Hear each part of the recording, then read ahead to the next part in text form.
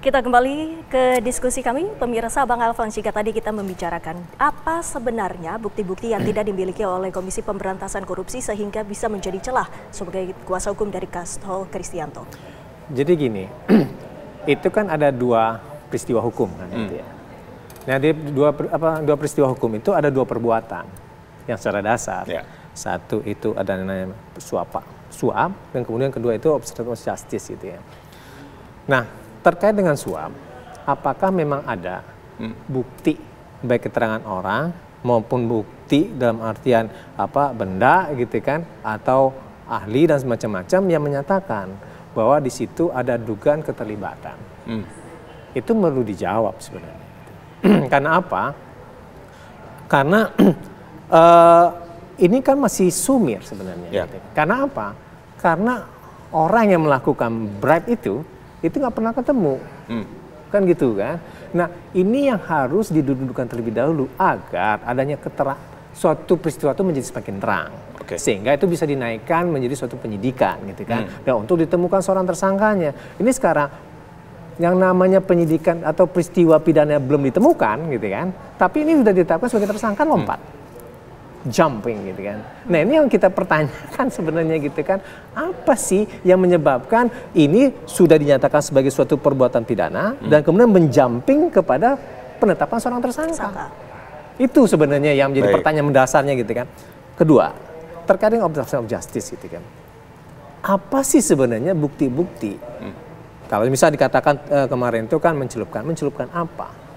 Dan pertanyaan selanjutnya, apakah itu adalah orangnya yang disangkakan kepada orang yang tertuduh atau bukan, gitu kan? Nah, itu harus diurai, gitu kan? Sehingga memang membuktikan bahwa suatu perbuatan itu ada dugaan tindak pidana dan itu benar-benar orang yang melakukannya, gitu kan? Kita tidak melihat itu. Itu satu, gitu kan? Pada saat ditetapkan pada tanggal 23 Desember tahun 2024, kan gitu kan? Itu kan artinya 2 hari setelah dari ketua pimpinan KPK, gitu kan? Nah, itu makanya awal-awal saya katakan apa sih dasarnya dari 2 hari ini? Oke, ini berkas yang lama. Berkas yang lama itu tidak bisa dijadikan untuk penetapan pada saat ini, gitu ya. Baik. Nah, kemudian kalau misalnya ini ditambahkan untuk yang ke depan, gitu kan? Apa juga? Dan kemudian yang harus dipahami juga ya. Pada saat penggeledahan apa yang didapatkan? Kan gitu kan? Satu, flash disk gitu kan. Dan kemudian kedua itu buku kecil, buku saku gitu kan. Apakah itu juga merupakan sesuatu alat bukti atau barang bukti? Apakah ini direct evidence atau indirect evidence?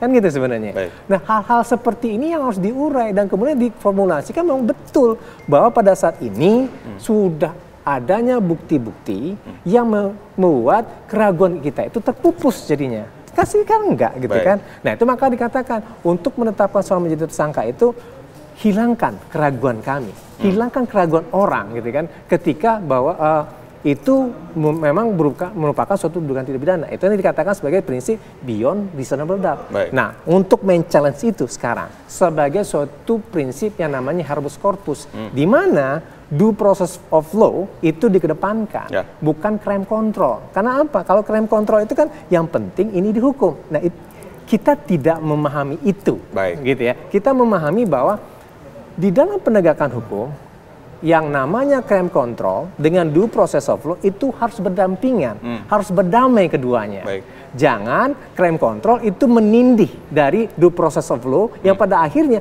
hak azazi orang itu terpinggirkan. Baik. Itu kira-kira. Saya ingin ke Mas Yudi. Ya. Menjawab keraguan dari Mas Alfons atau tim kuasa hukum dari Pak Hasto sendiri terhadap 2 kasus penyuapan dan perintangan penyidikan. Menjawab keraguan ini seperti apa? Bukti apa dan saksi apa yang dimiliki oleh KPK? Karena kita lihat bahwa pelaku suap tadi tidak ditemukan tuh.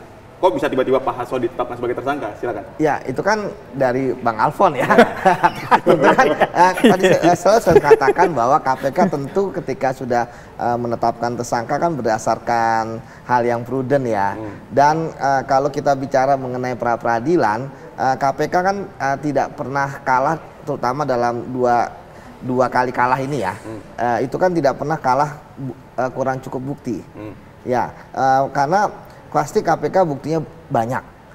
mulai dari alat buktinya pun pasti mereka lebih dari 2 mereka miliki untuk menetapkan tersangka, itu yang pertama.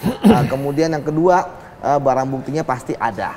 Terlepas dari bagaimana cara mereka kemudian mendapatkannya, ya tentu mereka pasti, tadi saya katakan, karena diuji baik di internal KPK maupun eksternal, ya tentu hasilnya akan prudent. Tapi kita lihat KPK sebenarnya kan lebih banyak kekalahannya itu dari masalah administratif ya, karena ini adalah perbedaan, karena hakim sendiri terkadang kan berbeda. Kekalahan KPK pertama itu kan terkait misalnya apakah tersangka itu sudah diperiksa sebelumnya. Nah, kalau saya lihat kan Pak Hasto sudah diperiksa, gitu kan. Kemudian yang kedua terkait dengan ini yang saya gariskan ya, ketika KPK menetapkan seorang sebagai tersangka, kan biasanya memang dari KPK berdiri itu di proses penyidikan. Tapi kemarin ada putusan hakim, harusnya sesuai dengan KUHP. Penyidikan itu belum tentu harus ada namanya, karena penyidikan adalah proses untuk mengumpulkan barang bukti sekaligus untuk menemukan tersangka di akhir gitu ya. Itu yang menurut saya memang agak riskan di KPK ini dalam masalah pra-peradilan seperti itu. Jadi ya saya pikir kalau memang bermain di ranah alat bukti gitu ya, ataupun barang bukti, saya pikir KPK kuat. Tidak perlu diragukan. Tidak perlu diragukan. Cuma kalau permasalahannya di formil tadi saya sebutkan, itu KPK kalah 2 kali di situ, ya kan, termasuk yang terakhir KPK tidak pernah memeriksa ya ketika orang yang dipanggil tidak datang. Nah, tapi kan ya kita harus akui Pak Hasto kan datang gitu ya. Jadi saya pikir sekarang adalah bagaimana ya dari pihak KPK tadi, apa yang disampaikan oleh Bang Alfon kan tentu itu sudah jadi bagian dari permohonan mereka ya. Yang itu tuh harus dijawab kayak tadi, apakah KPK mendasarkan kepada bukti baru dan sebagainya, karena kan tidak harus misalnya putusan peradilan yang sebelumnya. Dan saya pikir ini akan sangat menarik bagi kita pembelajaran hukum ya, bagaimana sebenarnya yang benar itu seperti apa. Dan saya pikir KPK pun pasti akan senang di challenge seperti ini. Ya, termasuk tadi saksi yang sudah meninggal dihadirkan. Kalau saksi yang sudah meninggal saya pikir memang ini administratif ya. Dan ini menjadi kritikan juga bagi KPK mungkin ke depannya, ketika memang kan saya lihat ini kan saksinya pernah diperiksa sebelumnya. Ya salah satu komisioner KPU ya. Artinya ya ketika misalnya mau dipanggil ya kan tentu harus dicek dulu lah.